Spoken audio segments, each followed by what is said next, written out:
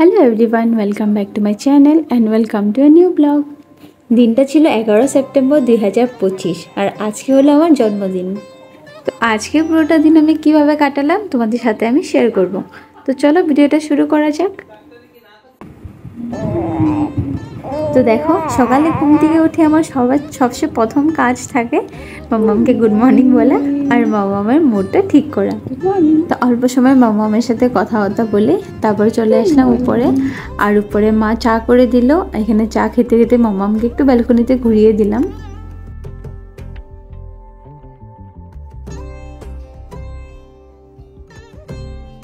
তারপর মাম্মামকে দাদানের কাছে দিয়ে আমি চলে গেলাম স্নান করে। তো স্নান করে চলে আসলাম। আজকে যেহেতু জন্মদিন, তো সকাল সকাল পুজোটা দেব, মানে পুজোটা মাই দেবে, কিন্তু আমি ফুল তুলছি দেব ঠাকুরকে। আমাদের ঘরে বাপের বাড়িতে পুজো মাই দেয় সকালে, আর বাকি সবাই সকাল সকাল উঠে স্নান করতে হয়। আর স্নান করে তুলসীকে জল দেওয়া হয়, সূর্যকে জল দেওয়া হয়। আর কারণ বাসি কাপড় নিয়ে রান্নাঘরেও কিছু ধরা যাবে না, ওটার জন্য সকাল সকাল সবাই স্নান করে নেয়। তো দেখো, আমিও স্নান করে সিঁদুর পরে নিলাম আর এখন যাব ঠাকুর ঘরে। অ্যাকচুয়ালি জন্মদিন বলে এক্সট্রা স্পেশাল কিছু হয় না, পুরোটা দিন নর্মাল ডেসে যেরকম কাটানো হয় ওই হিসাবেই কাটানো হয়। বাকি ভাই বোনেরা কিছু সারপ্রাইজ দেওয়া থাকলে ইভিনিংয়ে সারপ্রাইজটা দেয়। আর মা কিছু রান্না করে ভোগ দেয় ঠাকুরকে, আর ঠাকুরকে ঠাকুর ঘরে প্রদীপ দেওয়া হয়, মিষ্টি ভোগ লাগানো হয়। তো ওটা আজকে আমার ডেইলি লাইফটা তোমাদের সাথে আমি শেয়ার করছি। তো এদিকে ঠাকুর ঘরে গোপালকে তুলছি দিয়ে এদিকে আমি শিবকে শিবের মাথায় জল ঢেলে দিলাম। আর যেহেতু আমরা নওয়াঙে থাকি, তো এখানে পট করে ফুল বা বেলপাতা পাওয়া যায় না। তো আমাদের গ্রামের বাড়িতে ডেলি আপ ডাউন হয় ভাই বাবু, তো ওরা ওইখান থেকেই নিয়ে আসে। ওখানে যারা যারা আছে দিদি জাম্বুরা, ওরা দিয়ে দেয়। তো দেখো, এদিকে আমি শিবের মাথায় জল ঢেলে দিয়ে দিলাম ফুল আর বেলপাতা। আর এদিকে এখন গোপাল ঠাকুরকে আমি ফুল দিয়ে একটু আরতি করে নেব।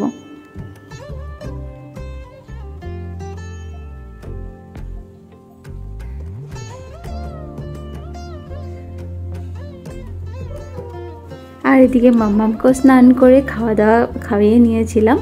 আর এখন একটু বেরোচ্ছি, একটু শপিং করতে যাব, যেহেতু দুর্গাপূজা সামনে।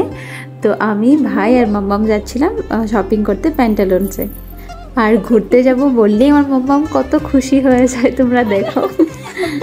কিন্তু অনেক গরম ছিল, তাই মা বললো কি ওকে ঘরে রেখে যা, তোরা দুজনেই যা, তারপরে এসে একটু ওকে ঘুরিয়ে দিস। তো মার কাছে মাম্মামকে রেখে আমি আর ভাই এখন চলে যাচ্ছিলাম প্যান্টালুনসে।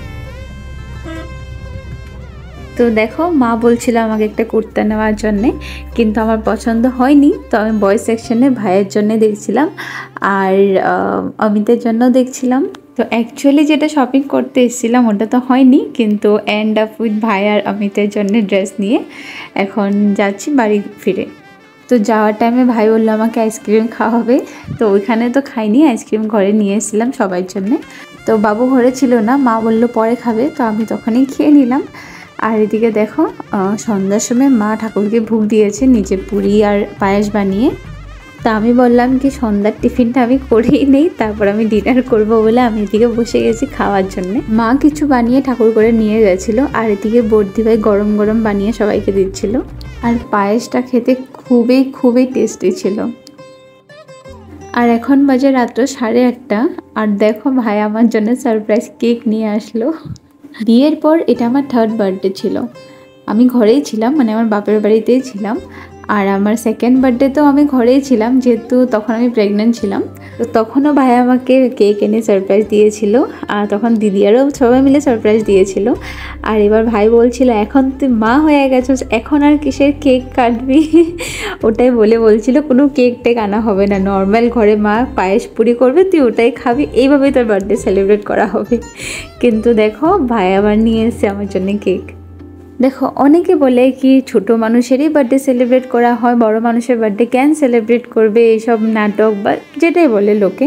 কিন্তু আমাদের ঘরে ইভেন আমার বড়দিরও বার্থডে সেলিব্রেট করা হয়। যখন আমরা ছোট ছিলাম তখন বাবু করতে পারেনি বা হয়নি করা, অনলি ভাইয়ের বার্থডে প্রথম বছর থেকেই করা হয়েছিল, আমরা সবাই মিলে করেছি। কিন্তু যখন থেকে আমরা একটু বড় হয়েছি আমরা মিলেই বার্থডে সেলিব্রেট করি। তো আমাদের মধ্যে সেলিব্রেশন মানে সবাই একসাথে হলাম, একটু ফুর্তি হলো, মানে একটু টাইমের জন্য সবাই টেনশন থেকে দূর এসে একটু সেলিব্রেট করলাম, একটু হ্যাপি হলাম সবাই। তো ওটার জন্যই সেলিব্রেট করা হয়, অন্য আর কিছু না। তো 10 জনকে না ডেকে হলো অনলি ফ্যামিলি মেম্বারকে নিয়ে আমি বস্তুটা সেলিব্রেট করে এসেছি, আর আমি ইন ফিউচারও সেলিব্রেট করবো এটা। আর তোমরা কী ভাবো বার্থডে সেলিব্রেশন নিয়ে বড় হওয়ার পর আমাকে কমেন্টে জানাবে। আমাদের মতো তোমরাও কি এরকমই ভাবো? এরকম করে বড় হওয়ার পরও সেলিব্রেট করো বার্থডে? আমাকে নিশ্চয়ই জানাবে। তো দেখো দাদাভাই এখানে মামামকে নিয়ে বসে গেছে, আর বাবুও চলে এসে, বাবু লাইব্রেরি গিয়েছিল, লাইব্রেরির থেকে আসার পর কেক কাটবো এখন। মাও চলে এসে, বাবু চলে এসে, দিভাই, জিজু, ভাই সবাই চলে এসে, আর এখন আমি কেকটা কাটবো। আর কেক কাটার আগে সবাই মিলে আমাকে আশীর্বাদ করছে, মা, বাবু, দিভাই, জিজু।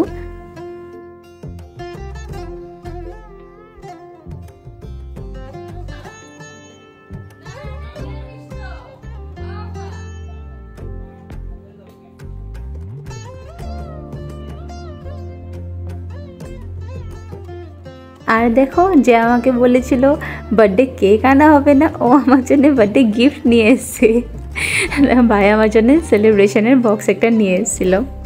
তো আমি বলছিলাম একটু আগে আয়, ক্যামেরাতে আসবি? বলে না, আমি ক্যামেরাতে আসবো না, আমি বাইরের থেকেই তোকে দেবো।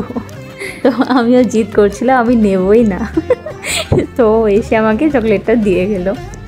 তারপর সবাই মিলে ফটোশটো উঠে নিলাম। আর এদিকে তোমরা সবাই মাম্মামকে দেখো, ইয়েলো কালার দেখেও আবার ছুটে পড়ছে কেকের উপরে, কেক খাবে বলে। তো আর বেশি দেরি না করে কয়েকটা ফটো উঠে তারপরে এখন চললাম কেক কাটার জন্য। May God bless you. Happy birthday to you.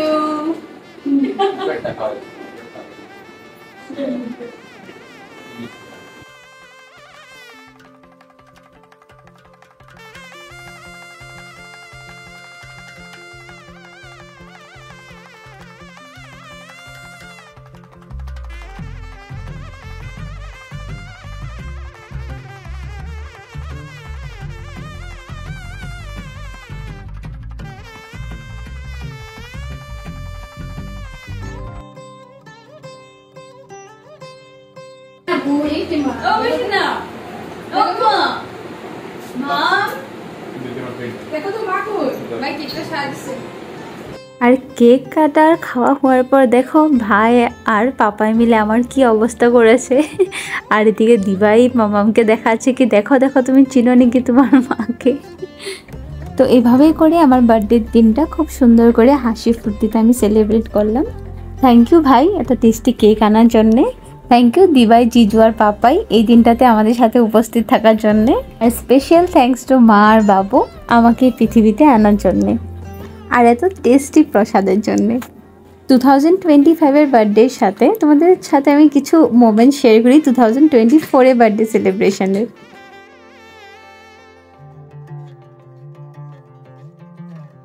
আর এই সুন্দর সালোয়ার পিসটা আমার বৌদি আমাকে গিফট করেছিল। আর লাস্ট ইয়ার অমিত আমাকে এই শোপিসটা গিফট করেছিল অ্যাজ এ বার্থডে গিফট। আর তার আগের বছরের বার্থডে গিফট ছিল আমার জুনাগড়ের টোরটা, আর ওই ব্লগটা আমার চ্যানেলে আপলোড করা আছে, তোমরা দেখতে পারো। আর এই বছরে অমিত আমাকে অ্যাজ এ বার্থডে গিফট কী দিল তোমরা খুব তাড়াতাড়ি জানতে পারবে। তবে আজকের এই ব্লগটা অনেক লম্বা হয়ে গেছে, আর লম্বা না করে এখানেই সমাপ্ত করি। দেখা হবে আবার একটি নতুন ব্লগে। আর এই ব্লগটা দেখার জন্য তোমাদের সবাইকে জানাই thank you so much for watching.